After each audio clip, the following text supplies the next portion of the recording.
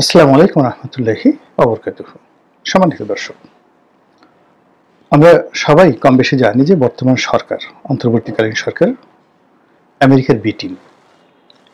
মার্কিন যুক্তরাষ্ট্রের খুবই পছন্দের মানুষ। ডোনাল্ড ট্রাম্প যেভাবে সৌদি আরবের যিনি প্রিন্স মোহাম্মদ বিন সালমান তাকে ব্যক্তিগতভাবে পছন্দ করেন, আর আমেরিকা যেভাবে সৌদি আরবকে পছন্দ করে, তদ্রূপ আমেরিকার যে প্রশাসন, সেই প্রশাসনের সঙ্গে বর্তমান অন্তর্বর্তীকালীন সরকারের প্রধান যিনি ডক্টর মোহাম্মদ ইউনূস, তার ওইরকম একটা ব্যক্তিগত সম্পর্ক রয়েছে। ডক্টর মোহাম্মদ ইউনূস যেভাবে নতুন ক্ষমতায় এসেছেন, ডোনাল্ড ট্রাম্প নতুন ক্ষমতায় এসেছেন, ব্যক্তিগতভাবে ডোনাল্ড ট্রাম্পের সঙ্গে তার কোনো সুসম্পর্ক নেই, আবার খারাপ সম্পর্ক নেই। দ্বিতীয়ত, আমেরিকার যে প্রেসিডেন্টের যে পদটি, এখানে বসে ব্যক্তিগত রাগ, অনুরাগ, মান অভিমান দেখানোর ক্ষমতা কারোরই নেই, এবং সেই সুযোগও খুব অল্প। আপনি দেখুন যে ডোনাল্ড ট্রাম্প এসেই তিনি জেলেনস্কির সঙ্গে খারাপ আচরণ করার চেষ্টা করেছেন, কিন্তু তিনি সেটা পারেননি। তাকে জেলেনস্কির সঙ্গে বসতে হয়েছে, সুসম্পর্ক স্থাপন করতে হয়েছে, চুক্তি রিনিউ করতে হয়েছে, এবং একই সঙ্গে তাকে আরো নতুন শত শত বিলিয়ন ডলারের অস্ত্র তাকে দিতে হয়েছে। এটা হলো আমেরিকান পলিসি। তো কাজেই এখানে শেখ হাসিনার সরকার হটানোর জন্য, শেখ হাসিনাকে হটানোর জন্য ডিপ স্টেটের নামে আমেরিকার যে মাস্টার প্ল্যান ছিল, সেই মাস্টার প্ল্যানের বাইরে ডোনাল্ড ট্রাম্প ইচ্ছা করলেও যেতে পারবেন না। এক।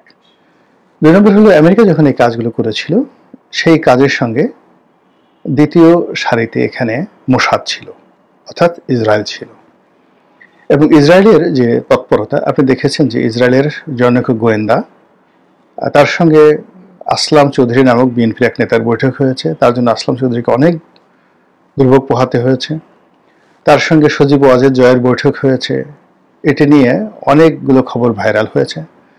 তার সঙ্গে যে ডাকসুর ভিপি নুরুর বৈঠক হয়েছে বলে সকল মহল থেকে কথা হয়েছে। এমনকি ওই যে ভদ্রলোক এফএনডি না কি যেন নাম ভদ্রলোকের, তো সেও বলেছে হ্যাঁ, নুরুল হক নুরুর সঙ্গে তার বৈঠক হয়েছে।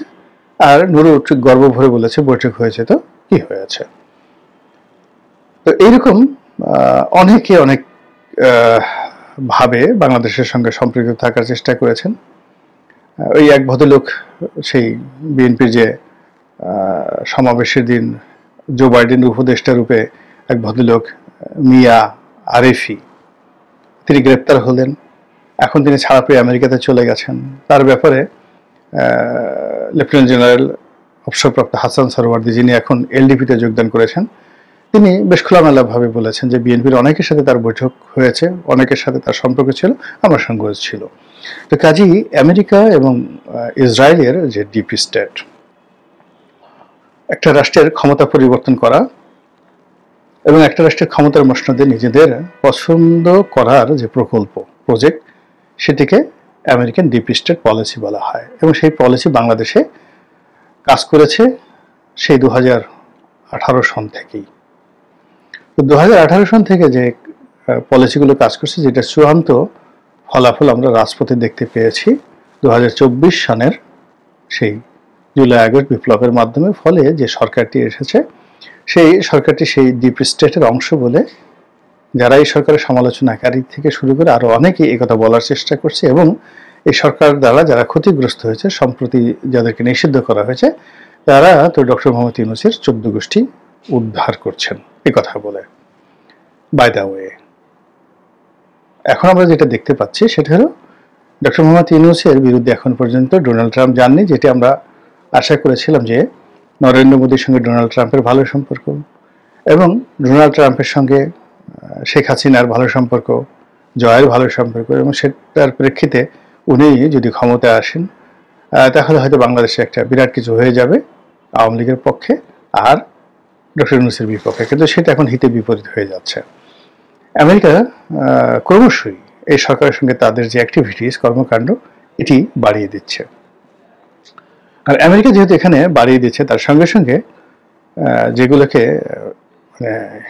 ইহুদি ইনভেস্টমেন্ট বলে, সেই জিনিসগুলো বাংলাদেশে ঢুকে গেছে। আপনি জানেন যে বিশ্বের এই যে ফেসবুক বলেন, টুইটার বলেন, তারপরে কোকাকোলা বলেন, পেপসি বলেন, ব্যাংক বলেন, বিমা বলেন, এমনকি এই যে মার্কিন যে ব্যাংক অফ আমেরিকা যারা ডলার ছাপায়, এই প্রতিষ্ঠানটির মালিক একটি ইহুদি পরিবার। এটা প্রাইভেট ব্যাংক অফ আমেরিকা যারা ডলার ছাপায়, একটা প্রাইভেট ব্যাংক, বাংলাদেশে ধরেন মিউচুয়াল ট্রাস্ট ব্যাংকের মতো বা ধরুন ন্যাশনাল ব্যাংকের মতো, এবং এটা মালিকানা ইহুদিদের হাতে।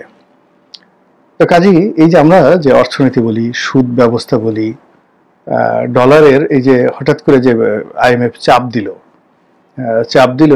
দিয়ে বললো যে তোমরা ডলারের দাম যেভাবে ধরে রেখেছো, টাকার সাথে বিনিময় মূল্যে ডলারের দাম যেভাবে তোমরা টুটি চেপে ধরেছো, এতে করে আমাদের ডলারের মান সম্মান নষ্ট হচ্ছে, আর তোমাদের টাকার দাম তোমরা বাড়িয়ে নিচ্ছ, মূলত টাকার এত দাম না, কাজে এটাকে মার্কেটের উপর ছেড়ে দাও, তা না হলে আইএমএফ এর টাকা তোমরা পাবা না।